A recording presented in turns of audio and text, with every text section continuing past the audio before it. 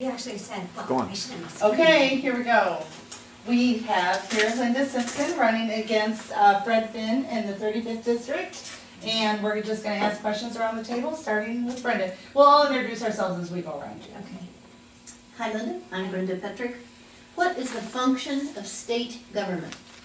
The function of state government is to represent the people.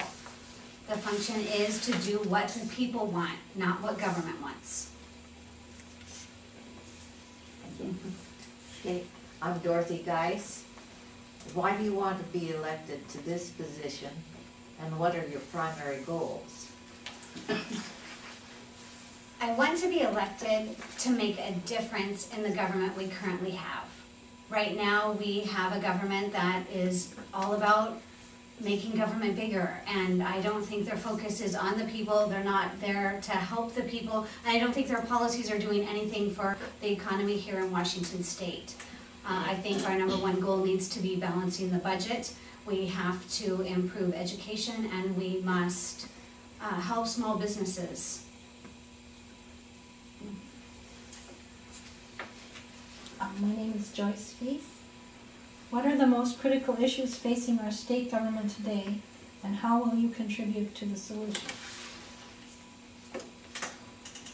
Well, the #1 problem is the budget, and we have to balance the budget. I think the best way to balance the budget, because it should have already been taken care of, but Christine Gregoire is refusing to declare a state of emergency in our state, and therefore it needs to be done by the legislature. RCW 418010 Section 6 says that if there is a state of emergency, the governor shall immediately renegotiate those contracts.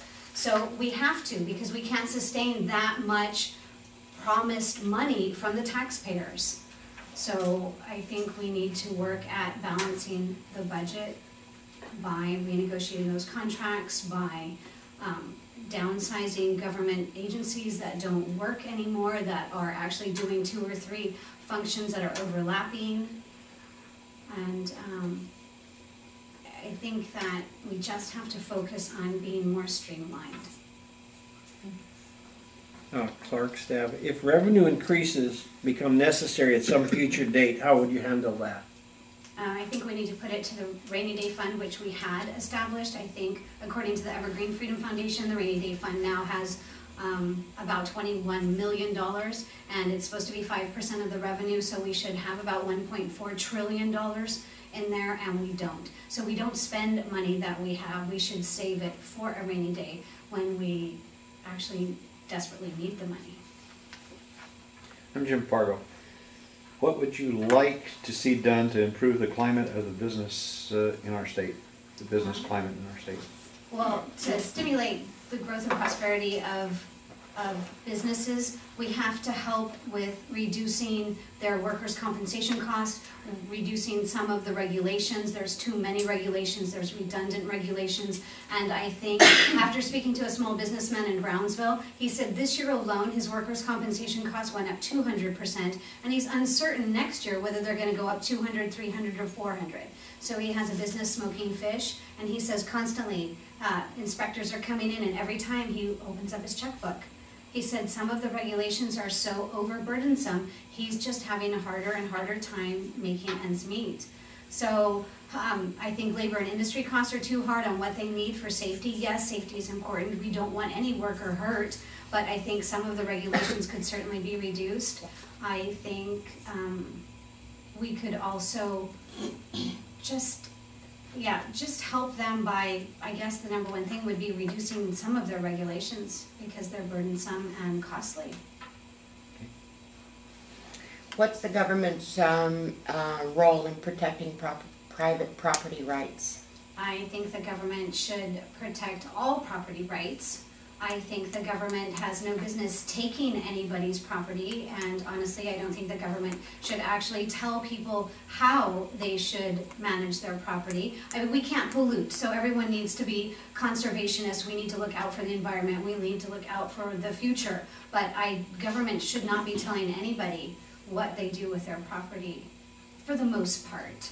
And I would like to actually say something, because the other day I had a tour of Taylor Shellfish out in Belfair, and I had gone to a CAPO meeting, the Kitsap Alliance of Property Owners, and they were very, very, very upset about the setback going from 50 to 150 feet, and I completely saw their point, and I was like, wow, that just doesn't seem right. And when I went to Taylor, they said some of their 100-year-old fish farms butt up against the waterfront, and when people build too close to the, when they build too close to their farm, some of that waste from the septic, or if they build huge retaining walls, the sand can't come down. And so I think at some point when your property rights inflict on somebody else's property rights, there has to be some common ground on what's going to work for everybody. I think there has to be some definite compromise, but I don't think the government can take your land. I think that's absolutely wrong. I'm Janine Welsh, and what is your opinion about the relationship between state legislators, you if elected, and public employees unions, your employees? Well, I'm really sorry, but their contracts need to be renegotiated. My husband's a state employee, so I'm on the end of, yeah, we renegotiate contracts. We're gonna have to pay more of our health care. We're gonna have to pay more. We're gonna have less of retirement. I understand that because it's for the greater good of everybody. So I will be, I guess, apologetic. I wouldn't want my job cut, but at some point we have to balance the budget, and everyone's going to have to share in the burden. The private sector shouldn't have to bear all the burden of a recession, and the state employees, which is fed by taxpayer dollar, don't get touched at all. And you alluded to that earlier too, that same thing about the renegotiating the contracts. In your opinion, I'm Jackie Kalorn, by the way. What departments or programs in Washington State need to be cut or eliminated? Well, we definitely need to cut DSHS. I actually met a gentleman the other day who worked in their IT department, and he said every 2 years they get brand new computers. Well, I think maybe upgrading your software would be a good thing. I don't think everybody needs a new computer every 2 years. So I think like Governor Chris Christie has done in New Jersey, every single government agency is scrutinized. It's like, you need to prove your worth.